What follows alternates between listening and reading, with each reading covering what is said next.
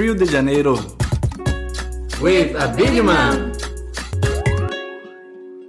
Welcome to Rio de Janeiro. This is Abiriman. On this episode, I'm pleased to be joined by Craig Foster. He is a former player with and captain of the Australian men's national football team, the Socceroos. Craig is also a highly respected media presenter, a global advocate for diversity and social harmony. Just 3 openers before we get into the main course. Number 1, for context, I have spoken to Craig before, and it was back in 2012 when me and some mates hosted a world football show on the radio. I also ran into Craig briefly at the 2010 World Cup in South Africa. I was just a fanboy, but he happily stopped to have a good chat on the street. Despite all of this, I was still nervous early on in the chat. And that's because growing up as a football fan in Australia, SBS were the network showing the big games, and their iconic unit of football journalists such as Les Murray, Johnny Warren, Craig Foster were absolute football authority figures and very influential for me. Now, number 2 is for you. I've been doing some research on how to achieve the best sound quality while working from home. And a few audio journalists around the world have been talking about blanket fortresses. So I thought I'd give this a go for this interview. Craig was sharing his Skype video with me. I couldn't share mine because I was in the home studio surrounded by blankets. I had a pedestal fan, an ironing board, a few other implements around me that were there to create this blanket fortress. So I really hope that you appreciate the lengths that I went to achieve the best sound quality for your ears. Thirdly, and finally, before we move on to the main course, I just want to say a big thank you for your support of Rio de Janeiro so far. We're 8 shows in, we've had some fantastic guests, and I really look forward to continuing to provide you interviews from exceptional people. The best thing you can do is share the show with people you know. Now let's head into it. I hope you enjoyed listening to this as much as I enjoyed bringing it to you. Here's Craig Foster. Craig, it's an absolute pleasure to have you on Rio de Janeiro today. Thank you very much for joining us. Oh, that's okay. Yeah, I've joined you before a few years ago, so it's a long time between discussions, so to speak, but it's a good time to chat. For sure. And many of our listeners would be familiar of you through your media work. It feels like you've been a football mentor to many of us, but I wanted to start with your early days. What was it like growing up in Lismore, New South Wales? Well, idyllic, really. Back in those kind of early 70s up to mid-80s when I left at quite a young age to go down to AIS. All I recall really is just friendships, wonderful time playing sport, lifelong friendships that have endured from that time. I mean, there's a bunch of people, guys and girls who, we started at the age of 4 in preschool up there, and then we went to primary school and on to high school, and we're still friends today. So, those are, 45 plus year friendships, and that's really just the type of place it is. Community is extremely important in a regional country area like Lismore, northern New South Wales. How did football enter your life, Craig? In the country areas, typically young people, or certainly did, I am not sure if it's still the case, but played a whole heap of sports, particularly at school. And, those who are talented in sport per se, of course, we'd spread our time across a bunch of them. So, my father was a very talented cricketer. He was an outstanding opening representative batsman. He was a quite brilliant tennis player.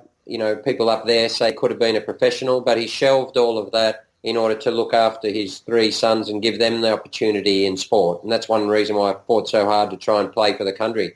Often when you see an athlete, you don't know all of this work that's gone in behind and all the people who've supported them. But my family were a big factor in that. You mentioned that you have 2 brothers that played NSL, ended up going on to play NSL. Did you all play in the same local club together? What was your first local club? Yeah, our club was called Gunnellabar FC. It's called Gunnellabar Hornets today, and we had our 50th anniversary of the club just last year. I flew back up home to speak to everyone and show my support.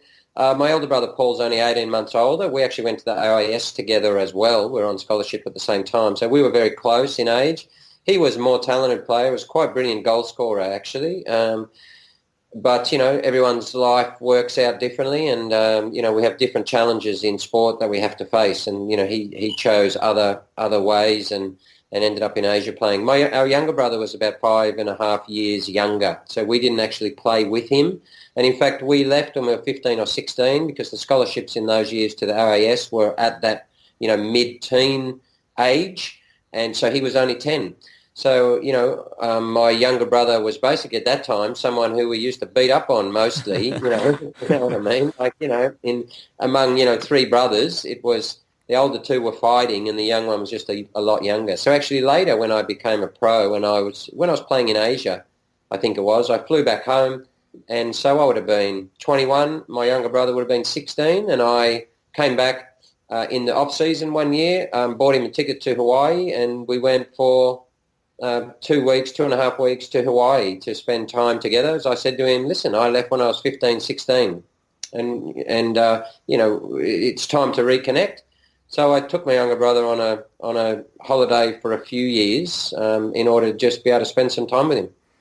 What was it like when you guys were watching football together? Because obviously when you are young, you develop your formative experiences and your heroes, watching those amazing tournaments when you're a junior. What was it like watching football together? Yeah, watching football together. You mean in the family with our guys, or? Yeah, who were you supporting? Were you all together supporting the same team, or was there a bit of rivalry there? No, so we were up in the country there, where in actual fact, and this is, I guess, an irony, but it's kind of why it works so well also, is I didn't get SBS when I was young. SBS wasn't in Lismore on the far north coast of New South Wales. It was actually not on the television there. We didn't have the signal, quite literally. And therefore, we grew up with a bit of ABC, a bit of rugby league on the television. There wasn't too much AFL in those times up in that area either. That was very much Victorian back in those years. So I grew up with, on domestic television, rugby league, and I used to know Kevin Hastings from the Roosters, and I used to think that, some of those guys were pretty skilled, and Cronin and Mick Cronin and these kind of people who my dad, thought were wonderful. We used to watch cricket endlessly with the family. My father had 3 brothers and 2 sisters actually off a farm, a dairy farm, and the 3 brothers were highly talented cricketers. In fact, my father Kevin and his brother George opened the batting for the kind of regional side for, I don't know, probably 20 years together, the two of them, and they were quite brilliant batsmen, great competitors.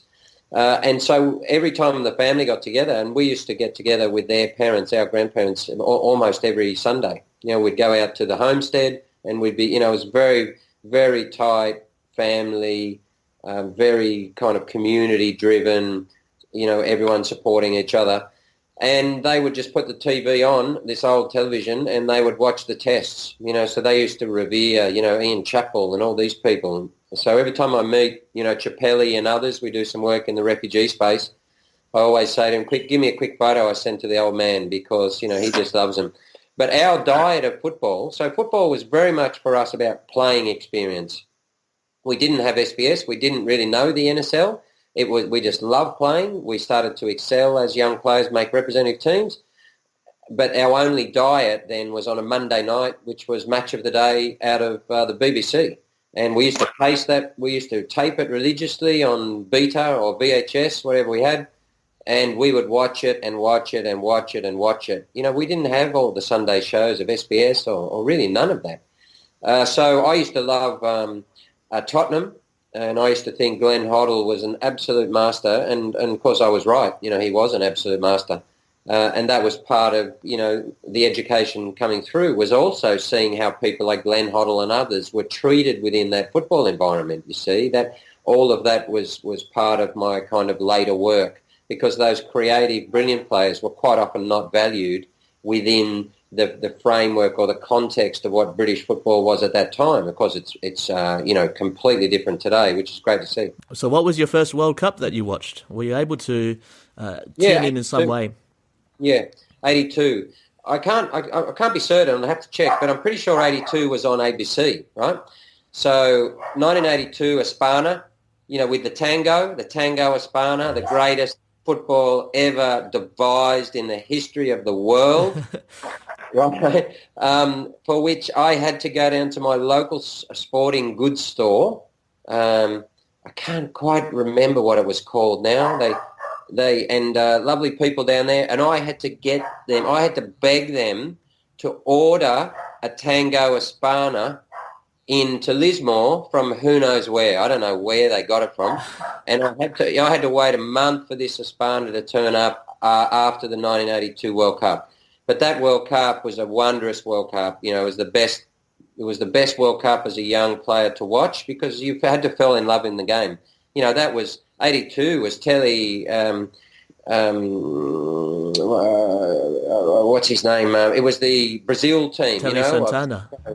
Yeah, Telly Santana, and it was the Brazil team. Zico, Eder, Junior. These guys. I mean, and the doctor. The doctor was there. And so Dr. Socrates, scoring these incredible goals and the way they passed the ball and it had this Spanish feel and the music and that's the reason why, and that's how we come to the game, well, all sport, but how we come to the game as fans. And that's why since then, the documentary on that 1982 World Cup, which, if I'm not wrong, was voiced by the great actor, Scottish actor who was a James Bond at one time. It's called Goal, and it's the story of the 1982 World Cup. It's one of the all-time historic, great sporting documentaries. So that was a catalyst to inspire you. Do you remember your first professional opportunity and how that arose? Well, we went to the AIS, and at the AIS, we kind of grew up as players. We played in the Victoria Premier League, and we had a really talented team. Paul Trimboli and others, and there was a good 18 months, couple of years together, growing up together, and then I went off to Sydney, Croatia, and from there, I meandered around. I had quite a lot of injuries when I was 15. I played for the under-16 Australian team, and I copped a horrible tackle when I came back home, and so that smashed my cruciate ligament. That was in 1985. So a cruciate, surgery back in those days was very different to today. It was like a 12-inch scar, and it took me a long time to get back from that. And after that, I had broken bones, broken feet, a lot of things. So I came to Sydney, Croatia, Adelaide City. I spent a little bit of time in Asia. And ultimately ended up playing for Australia and, onto England. When you were playing in Asia, what was the perception of Australian players at that time? Well, it was a period in the late 80s, kind of early 90s, 91, 92, where in Southeast Asia there was this great hunger for Australian players, particularly those who were playing for Australia. I hadn't quite yet by that point, and there was this kind of exponential growth of Southeast Asian football, and they were all coming to Australia, picking up your Alan Davidsons, who was a legend of Selangor in Malaysia, Alistair Edwards, who was, a legend for both Johor and Singapore. I went over and played for Singapore, and then a club in Hong Kong recruited me, and I ended up in Hong Kong, and that's something you would never ever contemplate. You wouldn't call it a great career move, but it was amazing from a life perspective, spending some time in Asia, learning the cultures and meeting the people. Hong Kong in particular was brilliant because it's on the doorstep of China. At that time it was two systems. It was still, under the governance of the British, and I was there just prior to the handover in 1997. I think I left in 95 or something. And so seeing that and living through it and living with Hong Kongese, as we call them, they call themselves Hong Kong Chinese, and also spending a lot of time in China, it was very important to see the world, understand different cultures, and that's what football gives us. And in the end, I decided to come back and play for Australia, so I came back, played for Adelaide City, the reason being they were the champions, and I said to Zoran Matic, you guys are the best in the country, you've got 7 internationals in the team, I want to play for you. And I knew if I played well for them, and made the grade with them, so to speak. I was about 24. I knew I'd play for Australia, and that's what happened. You said that you had to come back to Australia to play for Australia. Was that because performances were really difficult to track when you were playing overseas. Yeah, it was very, very different. You didn't have back in that all the social media and so on, and so Australia was kind of not aware of what was going, but also just the standard of the football. It was, it was great fun. It was wonderful to be there, but of course you knew in at that time as well that was not a great career path. I still have very fond memories of Singapore today. I love the place. I love the people, and quite often, from time to time, not often, but from time to time, people would just stop you on the street, say, I'm Singaporean, and I was there, and we used to go, they used to have 65,000 people in the stadium every week. I mean, they just, everyone in Australia now knows that Asia loves football. Well, we tasted that in very early times, and we built relationships throughout Asian football. The players that we played with and, have now gone on to administrate and run clubs and run associations and all those things. So it was a very powerful gift that football gave us. It was understanding, it was network, it was life experience. So it was really fantastic. But, you had to make a choice. Many went there after they were already in the national team, and I hadn't done that. I was still trying to kind of rebuild my career after all the injuries.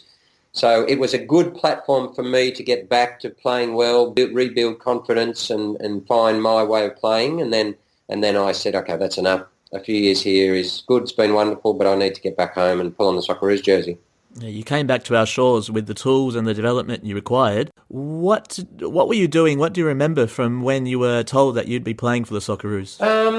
I can't recall that exactly. I pretty much knew it was coming because, I'd been playing well and I'd been scoring quite a few goals for Adelaide City, and I knew that, I was starting to make some waves, which is what you need to do, and that's what I often say to players. Many of the players, whether it's in young national teams, and I've done a fair bit of coaching there, with Football New South Wales, for I think 5-6 years, with many of the best young talent in the country, and they'll often miss out on a team, and I say to them, well, it's too bad. I've got no sympathy for you. And they say, oh, well, I should be there, this and that. I say, no, the rule is simple. The only thing that you have to do is be so good or play so well that they can't leave you out. You have to, as an athlete, take it in many ways out of the hands of the coach or out of the hands of the politics, and so you have to stand out. And if you don't stand out enough, you have to be in the position where if you're not selected, people are going to say, well, how did that happen? And if you're not doing that, then there's not really a lot that you can say. And that was my attitude. And so that year, I had pretty much done that. I was scoring as much, if not more, as any midfielder. And we were doing well. Sadly, we lost the grand final that year to a brilliant Mark Viduka team. But it was good. So, look, I was pleased to play. I played against Ghana across in South Africa. That was many of my friends. I was 26, and I was kind of reunited with many of the friends who I'd played in juniors and all these things. And they progressed on, like Paul Trimboli, for instance, a brilliant player. And they progressed in a seamless manner. And I had other challenges to face. But we came back together when I was about 26 years old, and so it was good. It was pretty special. That 4-year period, 96 to 2000, 29 caps for the Socceroos, 9 goals. What do you treasure the most? Just the experience, because just the achievement itself, because you set out to do that, and when you set out to achieve something in life, you want to make sure that you get there, and it can take time, and you have to fight for that. It doesn't always come easy. Sometimes it does, but for some, and in other areas of life, it has come far easier for me in other type broadcasting, for instance. But when you set your mind to it and you spend several decades aspiring to something, it's just good in your life overall to be able to achieve that, because you take that and then you build on it, and you learn lessons from it. And I've certainly done that. 1997 at the MCG, the Socceroos versus Iran. That was my first ever football match that I watched on TV. Luckily, I had access to SBS, so I could watch it. How often do you reflect on that game, or our qualification for France, and does it get more bearable with time? I don't ever reflect on it, and no, it doesn't get more bearable with time. I just don't think about it. It was a very, very weird night. It was kind of a one-off.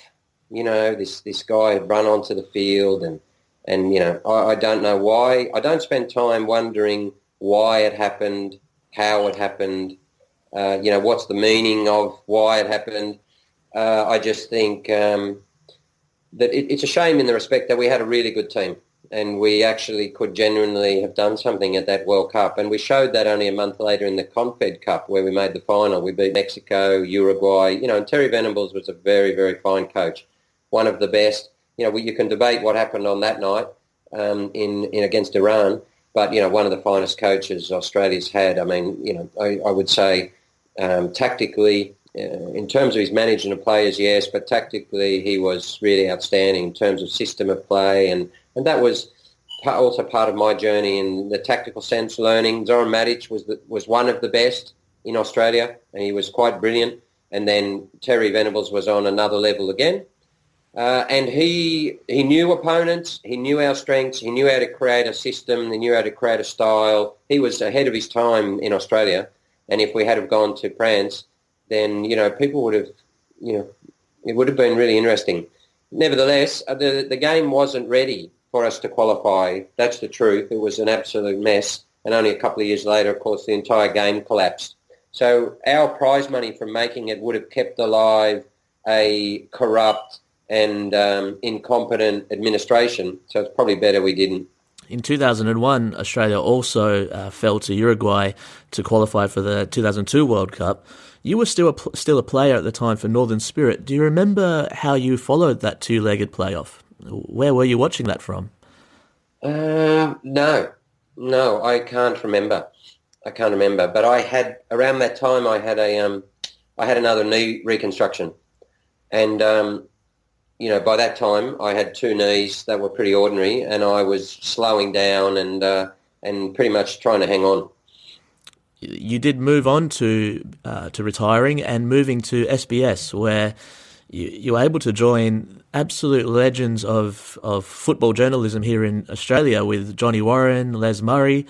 How was it joining them, coming pretty much fresh from being a player yourself? It was a kind of, it was like a parallel world. I stepped out of the change room, and the change room was always, to me, a bit of a dual-edged sword. I loved the camaraderie. I loved the team, the sense of team, and that's why that's why I'm a former chairman of the Players Association, because I loved looking after people. I loved making sure the small ones in the group were going to be protected. That sense of team was always incredibly important to me. A lot of it was a bit different, though. I had other interests. So, I was studying law on buses when others were, doing other things. So I had a very different set of interests to most players. And so I kind of would connect in and out, and I spent a lot of my time, outside of the game in different areas. And so I was ready to step into SBS, was a different field and different thinking, but very much aligned with my values. So SBS became my new home because multiculturalism, but because they wanted multiculturalism reflected through football. And that was entirely consistent with my worldview at that time and today. And that was that football is this beautiful crucible of every ethnicity, culture, religion around the world, and that through football we all collaborate and do so in a fair and understanding manner, and that football is very much a metaphor for how the world should be, and that's what SBS was all about. And then I got the opportunity on the 2002 World Cup. Johnny suggested that I come in to Les. Les said, all right. I came and sat on the couch with those guys, and I got to hear all of their discussions, and I kind of, it was all consistent with what I thought. Now, I hadn't really grown up with them like everyone else, right? I only knew them from kind of the age of 15, 16. But I had independent views, and I was more than capable of just going on that show and starting to talk about what I loved them, but I also was there to talk, give my views, and Johnny respected that, and I'd already known him a bit anyway, but we hit it off immediately, and as did Les, and away we went. The World Games show on Sunday afternoons for 6 hours was just absolute heaven for football fans. It was a lot of fun, and you could see the passion that was exuded, and it was a time of great upheaval in the game because there was that transition to the A-League, the Crawford report. What were some of the challenges covering Australian football at that particular time? Well, the thing is, I also had a very broad perspective, which, I was able to bring into the broadcast. So, for instance, I'd been a player, I'd been at the AES, I'd been under Australian coaches, good and bad. I'd been under one of the best, Zoran Matic. I'd been under some pretty horrible ones. I'd seen, team management, team culture, club culture. I knew how the NSL worked. I already was a life member of the Players Association. I'd sat in on collective bargaining agreement negotiations because my great friend Brennan Schwab, I was on board, I was on the executive, I was very close to him. And and I would accompany him to meetings with Labazetta and everyone else at Soccer Australia, as it was at the time. So even while I was playing, I was in negotiating, bargaining meetings around schedule, rights, contractual arrangements, broadcast, building equity and value in the marketing of the competition and the game, culture, all of these things. So I had a very broad perspective by that time, much broader than most players, because I'd been in the boardroom as well as, I'd been behind the scenes fighting for my teammates in the discussions, whereas most players don't have to do that. I also had, I'd been under Venables as a coach. I'd been across in England. I knew the English football culture. I knew what Venables brought. I understood our own culture. I'd come through our best youth development platform by that time. So, I was kind of able to, provide perspective that, a lot of players didn't have because they just didn't have the same experiences. And I'd played in Asia, so I understood, to some extent, Asian football, the importance of us being there and all those things. So it was, it was a great time. And after the 2002 World Cup, that was so successful that SBS said, let's do a 6-hour show. And we said, wow, that's like heaven. And we used to sit there, we didn't talk the whole time. It was FIFA magazine showing other things. Yeah. But, we used to sit there with Les, talk, get up, go. They'd put on an hour show from Italy, whatever, come back, talk again. It was just heaven. During the week, we'd be meeting, what's happening this week? What's the big issue? What are we going to talk about? It was just, it was fantastic. And we had a great group. Andrew Osati, Les, Johnny in the early times before his very sad passing. Simon Hill came on board, came over from, I think, the BBC. Steph Brandt's there at one time. All of these people. And we had Mariana Rudan came through and so we used to just do that show and then we'd go afterwards. We didn't want to stop, right? So after every show, 12 to 6 p.m., at 6 p.m. we'd get in our cars, we'd all go down to Bondi here in Sydney, and we would continue the discussion till 1 a.m. That was our Sunday. Yeah, that's brilliant. That's football, right? So one of the reasons, we might have been right or wrong, but for football fans, the main point was they could see, and it hasn't changed today, they can see that whatever we're saying, we believe in the game and it comes from the right place. And you never had to agree with us. In fact, we would say, and I always say, well, don't agree with us. Just think yourself. Like you have independent thinking. Go and do some research and come up with your own view. That's the whole point of broadcast, right? But they could always know that with all of us there, it only came from one place, and that was just really a place of good. Even those cameos from someone like Damien Lovelock, they were so entertaining. They were brilliant. You did mention Simon Hill there, and it's a good point now to turn to the 2006 World Cup campaign where the Socceroos were primed, and that November 2015 match against Uruguay, which goes down in history. Obviously, yourself and Simon were in the commentary box taking us through that match. How did you prepare for that as a commentator? Do you have notes, or were you just purely on passion and Yeah, adrenaline? I know why you're asking that question, but the thing is, a professional commentator like Simon. See, I'm not a commentator. Okay, I'm a co-commentator or whatever. They have different terms for it. Simon, Dave Bashir, these guys, two of the best in the country. They do serious work because they're professionals. But when I would go on a show, I would do very serious amount of work and research. And, and quite often that's what made SBS special, because people would come on the show and players and others and coaches would come on, and then often they'd have nothing. And I would have reams of paper. So if Les mentioned anything, I would have studied it, and I would say, okay, well, this is happening. And when it came to those games, I would study the tactics of the team. I would do my job. So my job wasn't to know the backgrounds of all the players. That's for them. So that's why Simon and these guys are brilliant, because they can go on for hours. Oh, and this player here, and they used to do that, and when they were 6, they had that, and something happened, and they had an hospital operation. Right? They've got reams of paper with them in front of them. Of course, you have to. And what Simon and those guys do is they'll have their opening, and they'll often have different closings. If they win, if they draw, if they lose, but they'll certainly have the opening. So the opening to a football game is usually a script that the commentators put in their own words. They develop it. Welcome today, here we are, and this is going on, and this team's not doing that, and we're looking forward to 1, 2, 3. And so they get off on you have to start well. So they're very good at that, and then they kind of bring me in. Well, and then they want context. And now Craig, with me is Craig, and Craig, well, this is just going to be, whatever. Yes, this is right. And that's how it works.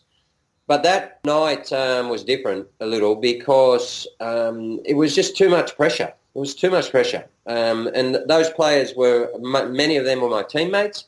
We'd messed it up only, not that long before. It was their last go. Tony Popovich and Spider and all my mates, it was their last go. Okay, it was Australia's big one. We had Hiddink, and Harry was at his peak, and, it was just too big. I knew what was riding on that game. The very future of the game was riding on that, as it turned out, 120 minutes and penalties. And Les took me aside 2 days before, and he said, look, you need to make sure, that you don't get too emotional and this and that. And then I said, well, I'm going to do my best, Les. Okay, I'm going to do my best. But, I'm sorry, this is a massive game. Right? And as we got to the key points, I just lost it. I completely lost my mind. And the thing is, I've said many times, from a professional standpoint of being a co-commentator and former Socceroo, it was awful. But from a standpoint of actually capturing what it meant to me, because I'm a player and a fan, and what it meant to you, it worked, because I just did what everyone else was doing at home. Sure. And that was the reality. Yes. So I've seen, there's obviously footage of John Travolta going in and congratulating all the players. How did you and Les sort of have that moment to absorb it all? Yeah, we went to a hotel just with our SBS crew, and it's not for us going there with all the players and doing all those things. I might have gone out later in the evening, actually. I think I went out and saw a bunch of the players later on that evening in King's Cross. So at one of the clubs there, and that was nice. But that was kind of after midnight. We went to a hotel where we were staying anyway, and you just get the crew together. See, that's our team, right? So the first thing you do is thank and spend time and reflect and celebrate with your own team.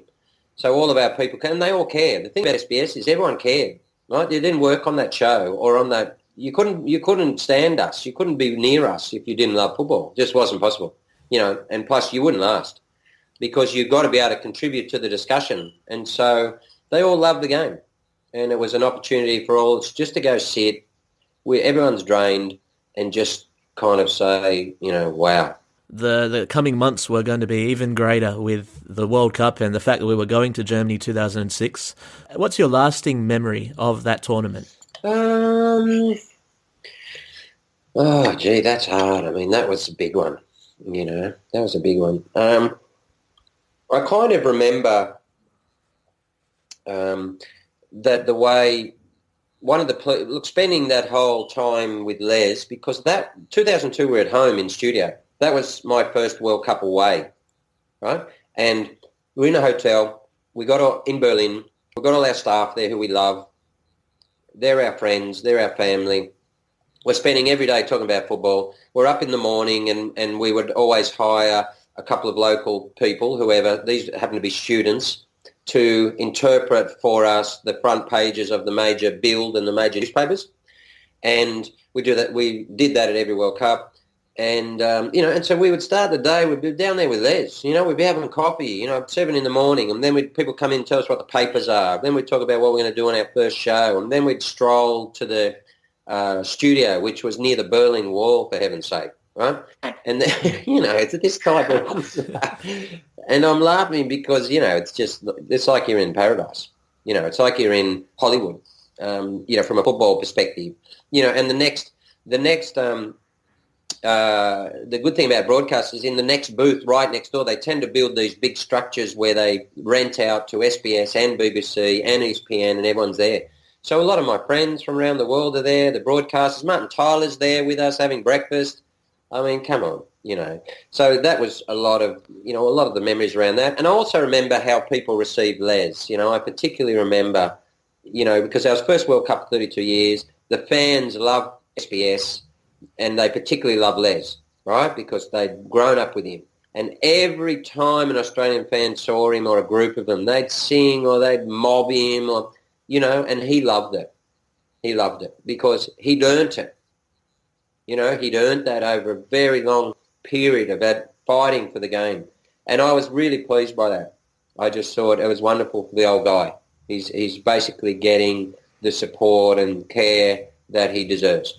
I particularly remember after each game, the Japan match, or whether it was Brazil or Italy, straight afterwards, it'll be you and Les who would have to somehow, after that emotional roller coaster, articulate your thoughts. And you could just see both of your faces. You've just been through this amazingly emotional experience and having to distill your views. That must have been challenging at times. Yeah, that's a good question. It is. Because you're also conscious. Like, there's millions of people watching back at home. And if you say something really stupid, you look like a complete goose. And it's always entirely possible, right? Especially when you're full of emotion. And none of us, we all live that together. And that's the thing about television. The good thing about that World Cup is it came after a few years. I'd been on air also a few years, and people had got to know me, and we'd built this relationship, because that's what television's about. People either learn to trust you or not trust you, right?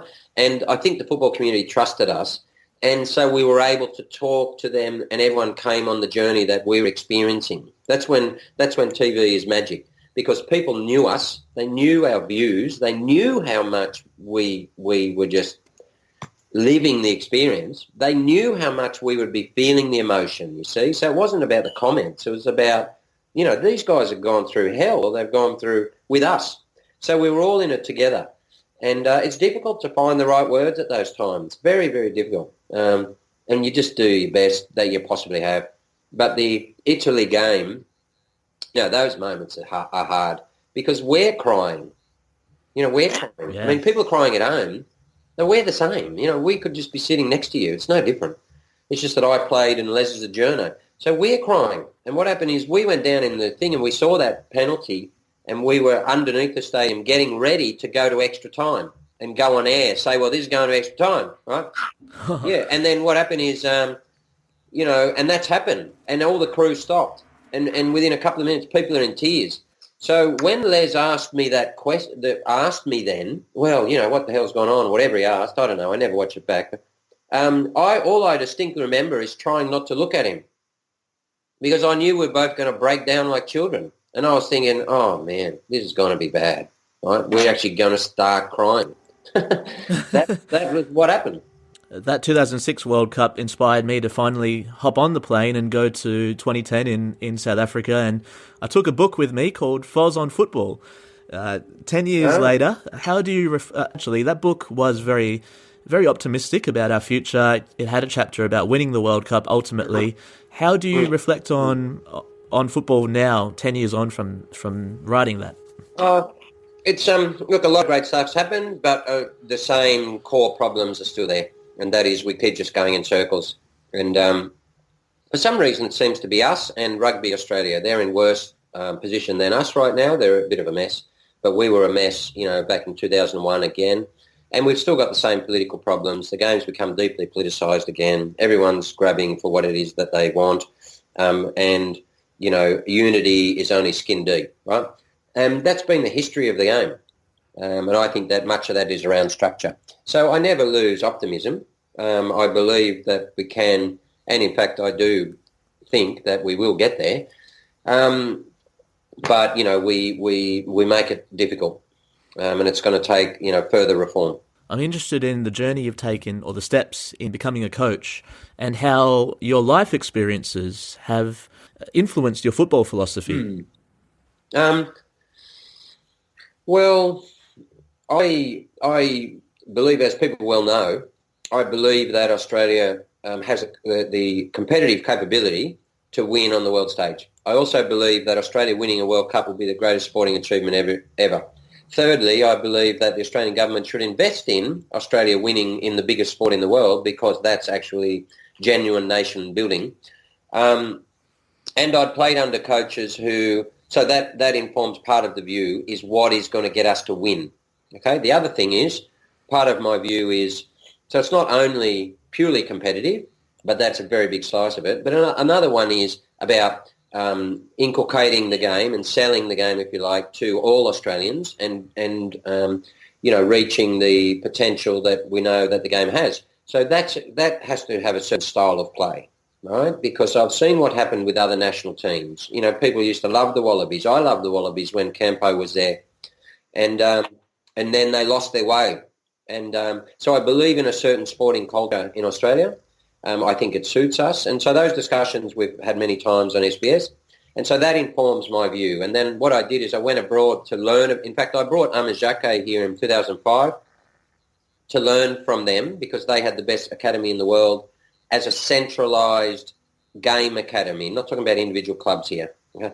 And so I wrote to Amajake, who was the TD. He'd won the 98 World Cup, and he was the TD of France at that time. And I wrote a letter to him with a French friend who translated. I said, mate, we need your help. We need you to get out here. There's an incredible sporting culture. We believe we can win, but we don't quite know what we're doing. And so get yourself out here and give us a lecture on what you guys do and how you produce what you do. And so I've always been very interested in this concept of culture being expressed through the game, as you know from Pos on Football, the book. How we play as we are, okay? If we're just head down, belligerent, crash through type of people, that's how we play football. You don't play like Socrates if you're someone that has no regard for others, in social life. Who treats people poorly, who just bashes through, So you tend to find that the people are the player. Not always, but the countries are also the team. The countries are also the style. Okay, and Brazil's the best example of that. They're still struggling today with this concept of a ginga and joga bonito. It's a bit like the Dutch. The Brazilians are like the Dutch. They've got this history of beauty that they're just not sure quite what to do with. Australia can create our own history and our own way, but it has to be consistent with who we are. So that's informed all of my work. I don't anymore currently, although I do have a pro licence, but I was about 6 years or something like that at Football New South Wales, and with the best young female and males in the country, and or many of them. And that was great. I loved coaching. As you see in my social work, I enjoyed working with the young players. I care about the young players and what they're doing, not just in their career. And so, I would spend significant time helping them build their career, their education, and all the other things. So it was great. You mentioned the social work, and that's been something that you've had to think about. I've read quotes where you've said that you've thought very deeply about advocating for Indigenous Australia, asylum seekers, and encouraging Australia to be a more open and inclusive society, and that's been hard to do as an elite coach. So now your work is in the social justice area. Yeah. I really wanted to talk about the the Indigenous football programs that you've been involved with? Yeah, so when I decided the game's in a bit of a mess, and so I had better try and make a contribution at governance level, I had to then, as a conflict of interest, give up the coaching side, and and I haven't gone back, because one of the issues with coaching is that if you want to coach junior national teams, for instance, which I would really enjoy, and I'd had many of those kids, then you're beholden to FFA. Okay, and clearly my views don't always accord with them, and I think it's important to have people speaking out on behalf of and advocating for different things in the game. So that's not going to work. And then if I went to a professional club, well, then, I can't really say much. So, and I've worked in Indigenous rights, Indigenous programs, refugees, asylum seekers, homelessness, all of these things I feel strongly about. And I was finishing my law degree, and I just thought, look, it's just not going to work, because I need to be able to speak up on behalf of asylum seekers who are basically being tortured offshore. So, my role is broader, and it was always going to be. So that's life. That's where my life has gone, and I enjoy advocating. I think I have a responsibility to advocate for a lot of people in society who don't have what we have. And the Indigenous programs in football are very important to me. So when I was at Adelaide City as a young player, I would have been 25, I met John Moriarty because his son James was in the youth team. And I went to coach the youth team once, and this shows you what football is like. This is why sport is so very, very important in society. It's not everything. Sport overestimates its impact sometimes, but it is extremely important. James was in the team. I went to coach them, and I got to know the family, and that's 1994 or so, 95. So, that's 25 years. And since then, I've been involved with them. I'm a director of their organisation, and they have built, and I've tried to help where I can, built John Moriarty football from Borroloola out, Robinson River and others, and now they're in Queensland and expanding. And that's very important to me. I want to see, but see, this is the point. It's not enough for me to advocate for that in football. What I want to do is advocate for Indigenous rights and reconciliation at national level, at political level.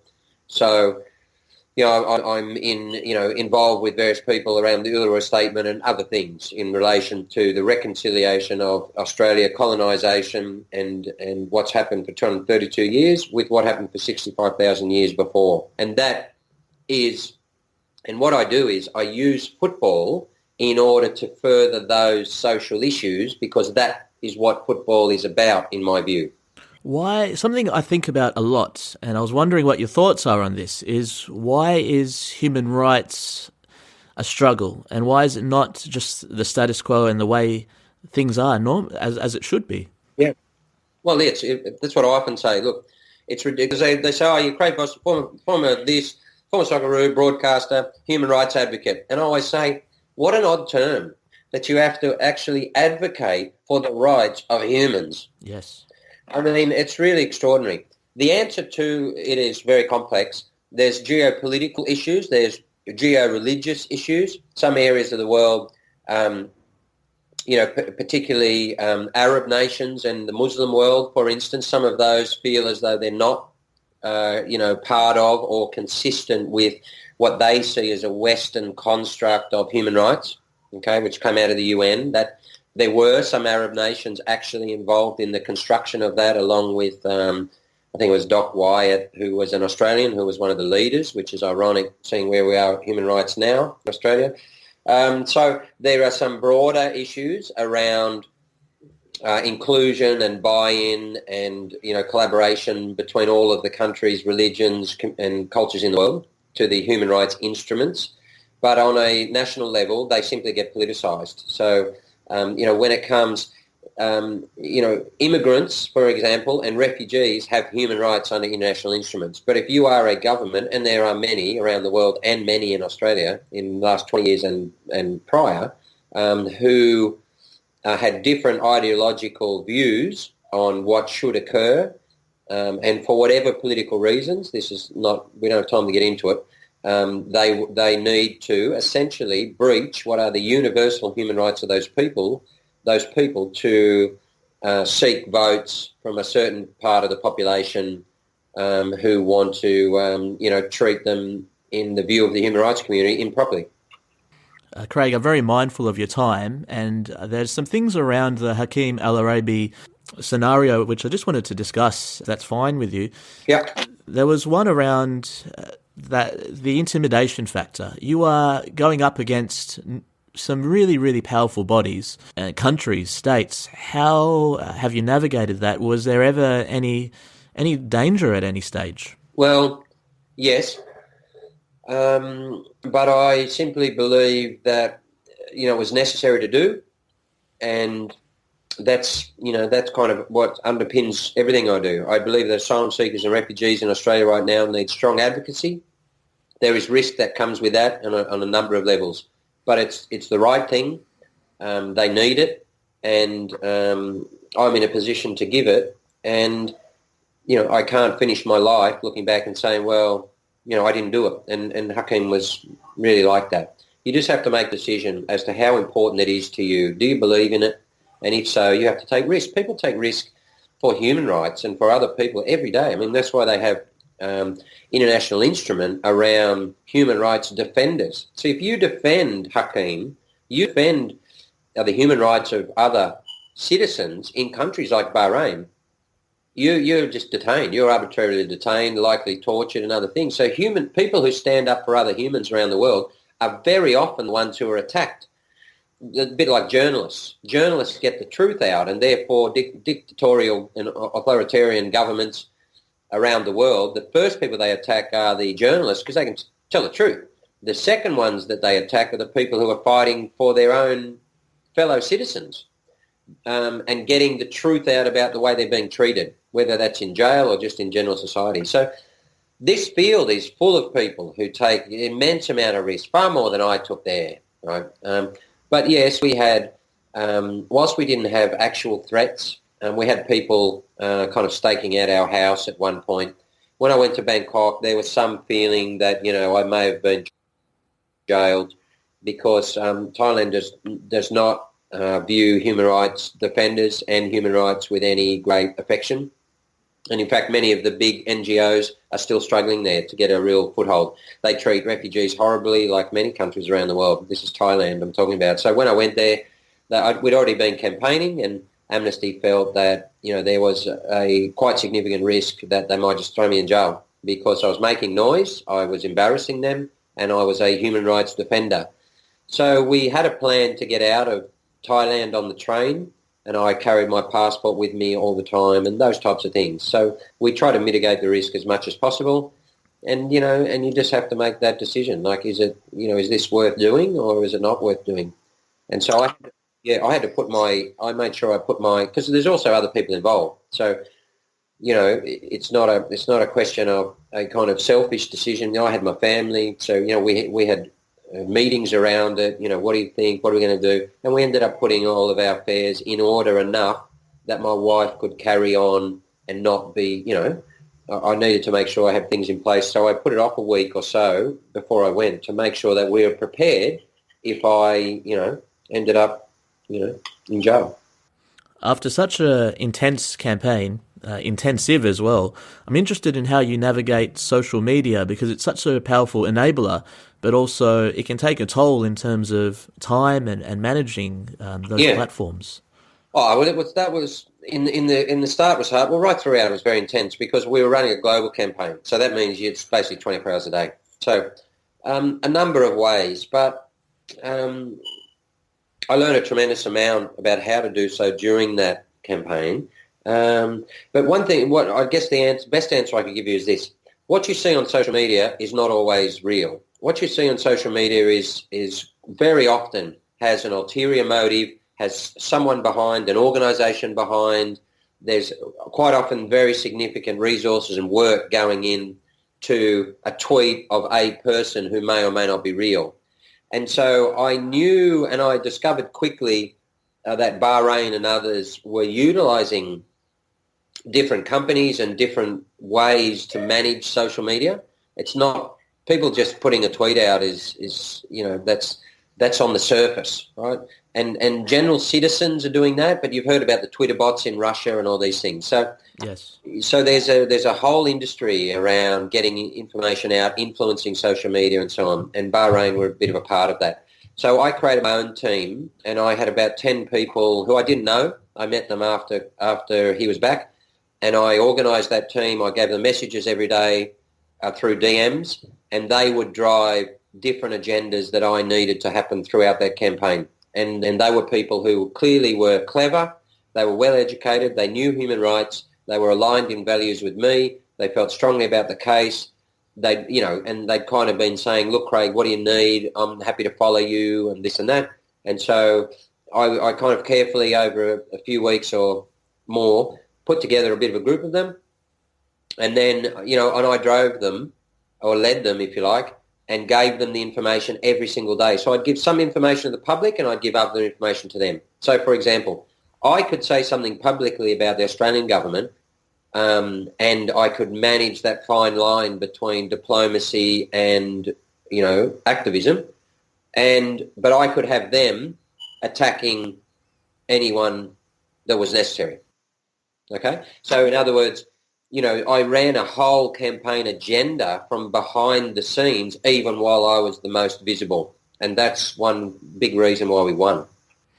I love that in the aftermath you said that the fight has only just begun. What does that mean to you? And how's that taking place now? Yeah, there was two things I was talking about there. One is refugees and asylum seekers. He was a refugee and they've been horrendously, heinously treated by Australia in recent decades over many governments. And so that needs to change. So I felt an obligation, still do, to try and change the narrative with Australian people around that. And secondly, I was talking also about sport governance. We had to go and meet. I had to go meet with FIFA to get them to actually act. The head of the AFC, Sheikh Salman, did zero. In fact, he ridiculously recused himself at a really opportune time for him, the day after Bahrain submitted their paperwork. And so I raised that directly with FIFA. So there's issues around governance and ethics in that campaign which have never been dealt with. No one's surprised by that because he's a vice president of FIFA. But even the actions of FIFA throughout, the level of advocacy that they were or were not prepared to give to a kid who was essentially going to die, they're important issues. We had an election not long after that where Sheikh Salman was unanimously returned, despite the fact that he did nothing to stand up for a player, which has to be the first obligation of a sports administrator. He was returned unanimously, including with Australia's vote, to the presidency of the AFC. And that tells you everything about global sport and about global football. So there is a fight that is ongoing to ensure that football can live up to its commitment to human rights, which is in its constitution, but currently about which it cares nothing. Craig, I can't thank you enough for your time. There's so much terrain that we could even do in a part two, but this was a fantastic conversation. What's next for you at the moment? What's keeping you excited? I'm always excited because I only do things that I feel passionate about. So, I'm still with SBS. We don't have a lot of football at the moment, but we do have the next World Cup and other things will be coming up. So at the moment I'm working on this project around sport and society. So I'm talking to people in sport or outside of sport, academics, about how sport affects society. I've joined Torrens University as an adjunct professor of sport and social responsibility. So I'll start some lecturing soon as well. So that's an opportunity to work on this concept of what sport should be doing for society. And I intend to write a new module. And Torrens University have 70 universities around the world as part of the laureate group. And so, I'm talking about, these concepts of, what sport should do, whether sport, fulfills its social responsibility or not, whether the social programs sport runs are effective or whether they're just, slogans and marketing, and, how could we better influence the world in a positive way through global sport in particular. So I'm going to do some professorship on that, and that's going to be fun. At the moment I'm working on, helping asylum seekers, refugees through the Game Over campaign with Amnesty, which is very important personally to me and I think to Australia. So all of these issues, I like to work on things that I think is going to get Australia to a better place. Indigenous rights is important. I'll in the next couple of years I'll spend some time on that. And at the moment I'm working on Play for Lives, which is just a movement to encourage sport to respond in a humanitarian sense to the COVID crisis, both here around the world. And we've got some things coming on board in New Zealand, in India, I think likely in the US, and Australia is going great. So, we've got, for instance, the Brisbane Roar fans are leading up in Brisbane to feed 600 international students and migrant workers. And that's absolutely marvellous. We've got projects and leaders popping up all around the country, working with Variety, Victoria, Queensland, Meals on Wheels, volunteering, and keeping people fed and alive. So, that's been important. So when the pandemic hit, my first response is, okay, well, how can sport help? What do we need to do now? And that's why I've created that response. And that response has resonated globally at the Centre for Sport and Human Rights and others. And we'll have discussions in future about how we can make this more substantive on an ongoing basis. So there's plenty to do. Thank you for the work you do, Craig. Is there an ask you have of our audience? I would say, yes, look, think about what's happening with refugees and asylum seekers in the country. If we're talking about football here predominantly, football is one of the most important social vehicles for Australia to get into a better place. Every team that you probably have a refugee or asylum seeker in it. You hopefully have an Indigenous Australian in it. You hopefully have a Rohingya, or a Muslim in it. Okay, so different cultures, different faiths, different visas. So you probably have a migrant worker. You probably have a refugee who was on a protected visa. So that's what football is. Football is a microcosm of the world, and it is a beautiful one. We play in an equal manner under the same rules. And what I'd ask of you is this. If you're going to play with those people and you're going to say, well, you're a brother or a sister and we're playing football together and we're all in one community, well, then you're obligated then to help them and their community. If we're all in this together, as, Australia is so fond of saying, well, that means we have to help them. So what are you going to, if you're playing with a Rohingya player, well, what are you going to do for all the Rohingyas who are in trouble? One of the most demonised, minorities, religious minorities in the world and cultural. What are you going to do for the asylum seekers and refugees who are still in detention centres even during COVID? Because, Australia's looked away and said, well, we all want to be safe, but we don't really care if they're safe. Well, what are you going to do? If you know a refugee, that means you know refugees. So it's not enough. Sport is about competing, yes, but it's more about getting to know each other, learn each other and help each other. And that means we have to step up in society through sport and say, and that's what I say all the time. I say, well, listen, I sat next to Les Murray. I played with a refugee. I know the Muslim community. I play football with them. And they're my teammate and they're the same as me. So why is the media treating you in this way? I don't accept it. And no one in football should accept any discrimination in Australia or elsewhere because that's not what the game's about. That's what football offers to Australia, that sense of equality, that sense of community, that sense of team, that sense of shared humanity. Think about it, reflect on it, and step up the next time someone's in trouble. Thank you, Craig, for sharing this very personal and very powerful message that will hopefully inspire many people. So I hope you have a very good evening. Thank you so much for joining us on Rio de Janeiro. My pleasure. Hey everyone, wherever you are in the world, thanks heaps for listening to Rio de Janeiro. You can visit the show website, abidimam.com, ABIDIMAM, for all of the show goodies. You can subscribe, leave a review. I appreciate it very much. And until the next episode, keep smiling, keep scoring.